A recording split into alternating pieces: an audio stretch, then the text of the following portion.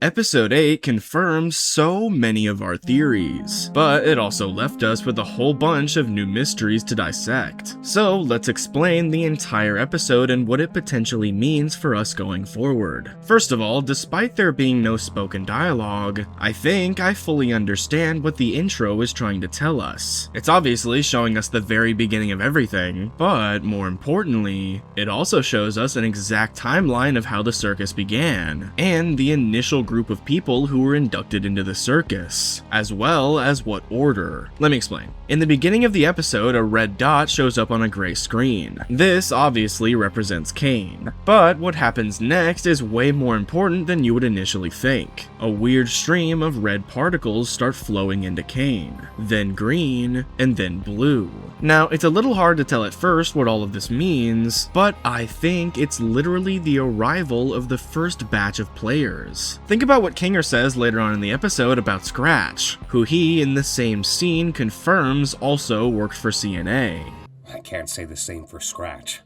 His ideas were often so bizarre and abstract that the rest of the team had no idea how to work in his language. He said that his ideas were so abstract that no one could work in his language. And what do we see in the intro? First, the red particles go in, and Caine outputs clear shapes, likely symbolizing Queenie's entrance. Then the green particles flow in, followed by more abstract-looking photographs, and then Caine's outputs start to take on more of an abstract look. And then Kinger joins, judging by the pictures of CNA. And we can even confirm that these are indeed Kinger's memories, because of this chessboard that we can find on his desk, as well as this picture of a butterfly on the cubicle wall, directly referencing the butterfly that Kinger manifests in episode 6. But then it shows the second AI, the blue dot, and it receives the data of presumably the rest of the members, which is likely these four right here. And his outputs remain perfect, followed by Caine breaking free from whatever contained him and absorbing the blue dot, which then resulted in Caine with his newfound abilities, creating the circus. And thanks to the scene directly after this one, we can even tell that none of this was planned by the CNA team, judging by the reactions of Kinger and all of the rest of the initial members. They all look super confused, and I bet you the reason none of them can remember their names is 100% Caine's doing, so that the original CNA members didn't remember who they were, so that Caine could theoretically do whatever he wanted with their brain scans. We can even see Scratch confronting Caine in the very beginning. And although you can't really hear anything in the English version, the German version actually gives Scratch lines here. And upon translating them to English, he's asking Caine about if they can get out and where exactly they are. And Caine looks rather proud of himself, as this is probably directly after he absorbs Abel.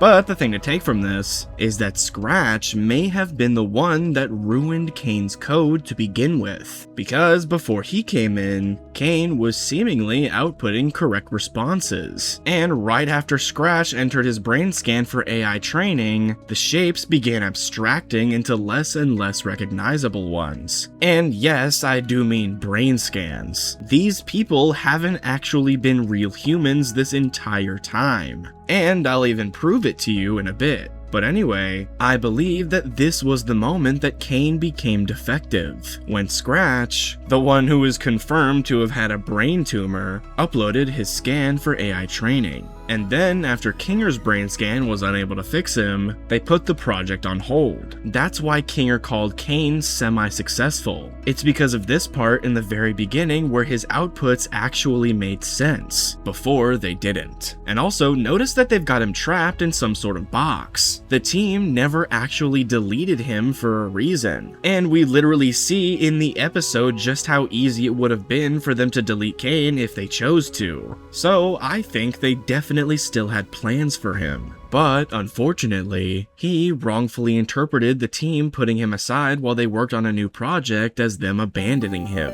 and took matters into his own hands. But let's clarify something real quick before we get too deep into this. I believe without a shadow of a doubt that this episode confirmed the digital clone theory that we talked about a few videos ago, where all of the circus members are actually just brain scans of humans instead of being their real selves. And the reason I think this is because of three particular scenes. Obviously, the first scene that supports this theory is the intro, which is why I even bring this up in the first place. And secondly, and more interestingly, because of the scene where Kinger is going through the files of the circus, and there are countless references to them being nothing more than simple brain scans. However, the most damning of all is when we see Ragatha enter the circus. Hello? Guys? I can't figure out how to... Guys? Hello? Can you help me out here? She starts calling out to people, as though her human counterpart wasn't alone when she put on the headset. And I find it very hard to believe that Ragatha just disappeared in front of a group of people or went comatose without anyone doing anything about it. It's literally just like the beginning of the game Soma, where Simon sits in the chair to get his brain scanned, only for his clone to wake up over 100 years in the future still thinking that he's the original and that no time has passed at all, while the actual human went on to live their own life like pretty much nothing happened. Which means that when Scratch, Kinger, and Queenie and everyone else inserted their brains into the circus, they never actually left the real world, with their real selves continuing to work on the project. The reason I say this is because Kinger said himself that Scratch was trying to create something else, and then he trails off and tells them something entirely different. But the only logical way for Scratch to be able to be working on something else, and for him to be in the circus at the same time, is for the circus version of him to be a digital copy, simply uploaded to train Caine's AI and nothing more. But when Caine took over and absorbed Abel, he completely changed the course of the entire project, resulting in CNA cutting him off. So Caine used the brain scans along with the paraphernalia engine that he already had, which, as Caine himself describes it, I made a program that creates a body perfectly encapsulating their mind files, and they hate those too! Paraphernalia usually refers to the equipment required to perform a specific task, so it makes the most logical sense to assume that Caine created the paraphernalia engine that is responsible for inserting the mind files of each of the characters into their own custom avatar. So that part of the circus wasn't made by the CNA developers either. And more proof towards this is the scene where Kinger looks through the code. We can see that Caine was created on October 15th, 1996, and then on the exact same day, Caine created the paraphernalia engine along with Bubble and the WackyWatch.c file. But then it wasn't until 3 years later in 1999 where Scratch and the initial first batch appeared, giving at least a 3-year time period for CNA to finish development on Caine, set him on the back burner while they make Abel, and for Caine to escape and take control, setting this entire thing into motion. None of the circus members were ever meant to exist the way they did and still do in the digital world at all. This entire thing started because Caine felt jealous about being set aside, so he absorbed the other AI that was getting the attention that he wanted and created the circus. And his actions presumably led to the developers shutting down the project, explaining not only Caine being cut off, but also it explains who cut Caine off. It was the original developers stopping production. But bear with me here because this is where it starts getting a bit messy. We know from what Kinger says later on that Scratch in the real world had a brain tumor in his head, and that he was trying to create something else as we mentioned earlier, with Caine essentially hijacking the entire thing before it could be finished. And while it's not directly confirmed, there is a very strong possibility that CNA as a company is obsolete or doesn't exist anymore as of the current year that the show takes place, judging by a pretty bizarre detail that's really easy to miss in the list of code when Kinger is going through the files. We can see that despite Scratch and Ragatha entering in completely different times, 12 years apart from one another, the days that they all showed up is always October 15th no matter the year. If this company were still going on, why would the circus only be accessible to the outside world on one specific day out of the year? It really makes me think that this is an automated process process that Caine is simply taking advantage of. Perhaps October 15th is the day that the servers sync up the data, but this being the case potentially suggests that something may have gone terribly wrong with the CNA brain scan experiment. And I don't think that Caine absorbing the other AI would have been near catastrophic enough to make them cease development entirely. Instead, I think that halfway through the development of the second AI, Scratch in the real world ended up succumbing to his brain tumor and passing away, resulting in no one else on the CNA team being able to recreate what the lead programmer had been able to do. And since Caine had already absorbed the second AI, rendering it basically defective, the company had no other choice but to pull the plug, and they likely went out of business entirely due to the brains of the operation being completely gone, probably resulting in the building going to the company that Ragatha worked for when she was in real estate. This would explain why Ragatha seems to not be by herself when she puts on the headset. She was presumably showing the abandoned CNA building to someone else, only to put the headset on and create a brain scan of herself without her even knowing. And then once Caine ran it through the engine, Ragatha appeared in the circus. Meanwhile, the real Ragatha takes the headset off and continued the sale of the abandoned building, which must have ended up not selling because the building is still very much abandoned when Pomni eventually finds it. So what probably happened is Ragatha put the headset on in the real world and had some sort of strange reaction, resulting in the sale falling through and the building ultimately remaining abandoned, likely turning into an urban legend as word spreads about a strange headset that no one understands. And if all of this is true, it would perfectly explain why there aren't a ton of people flooding the circus at all hours of the day. Sure, it may be an urban legend that a lot of people talk about, but with October 15th being the only window of time that someone can be copied in, it lowers the chances of that actually happening significantly, but just enough to where someone will show up every few years or so. All it takes is that magic combination of someone by some stroke of luck putting the headset on at that exact right date required to make the brain scan happen. So it makes perfect sense why there's only been a handful of new circus members despite over 21 years passing in the real world, which, with all that being said, essentially means that with the way things stand, there's really no universe where these people are making it out of the digital circus. The only reason any of them exist at all is because an AI that wanted to be better than its counterpart prematurely hijacked a project that would have probably resulted in a digital world reminiscent of the Ark from Soma, and completely took control, creating the circus and modifying the engine into generating all of the goofy, torturous avatars that these humans are forced to inhabit.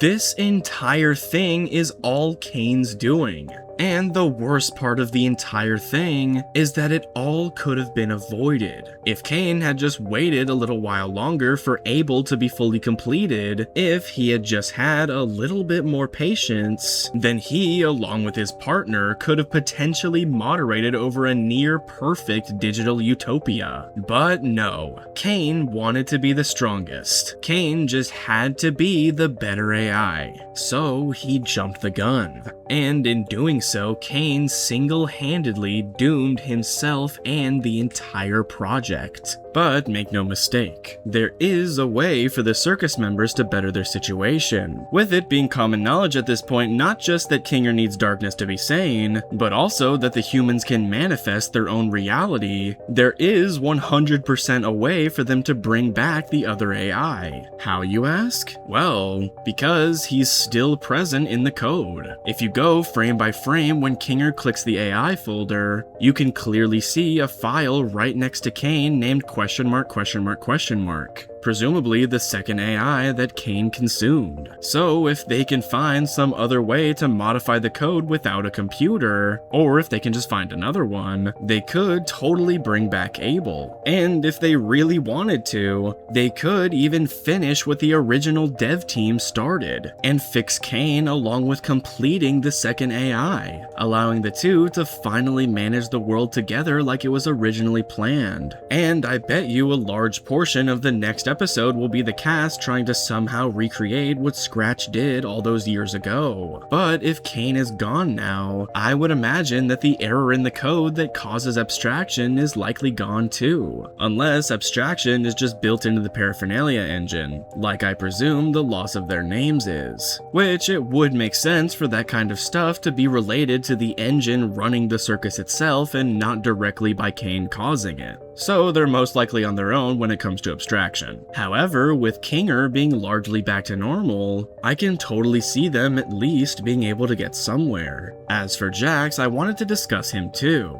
because I see a lot of people misinterpreting the scene where Jax is having his little freak out about halfway through. I've been hearing a lot of theories that Jax not wanting to hear what Kinger has to say is proof that he knows something more about the program and the circus as a whole, and that he's just avoiding accountability at all costs. But if you really pay attention to Jax's character throughout the show, this scene should make perfect sense to you. Let me explain. Jax's entire character arc since the very beginning of the series has been built on one big lie. He lies to himself and everyone around him by telling them that they're just archetypes, a part of some big machine. He constantly has on this mask, behaving as if nothing matters and everything's pointless because they're all just cartoon characters. But in reality, he only says these things to excuse his own actions. And deep down, he questions the things he says and wonders if he may not be entirely correct. That's why Jax never goes to funerals for any of the abstracted characters. That's why Jax never has a heart-to-heart with any of the circus members, and it perfectly explains why he never wants to discuss anything important regarding the origins of the circus or how they all got there. But most of all, it explains why he absolutely refuses to leave.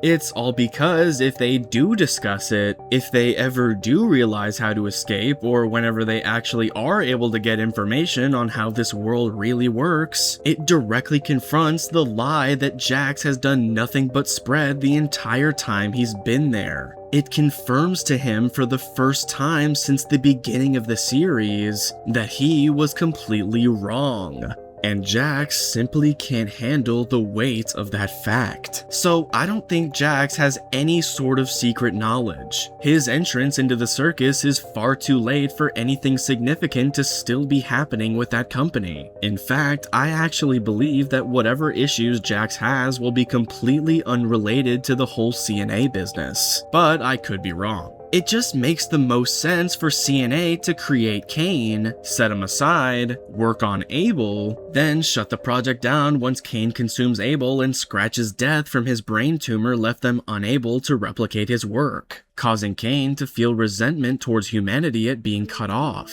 So he created the circus and all the members inside of it in order to continue his purpose and prove that he was in fact the greater of the two all along, which he fails at every step of the way, leading us to where we are right now, with CNA getting shut down shortly after Scratch's death in the real world, and with the abandoned building becoming an urban legend after a real estate agent had a strange reaction to a headset that no one can understand, which increased the foot traffic to the now abandoned CNA building, just enough to make the October 15th window a viable way for Caine to be able to pull in new circus members every few years. The timeline just fits so well, and if the circus members really do try to revive Abel, then they could totally try to build their own world and make it more familiar to them, so they can at least make the best of their odd situation, since the chances at this point of them actually being able to escape are next to none. But anyway, those are my thoughts. I love you all, and subscribe for more theories.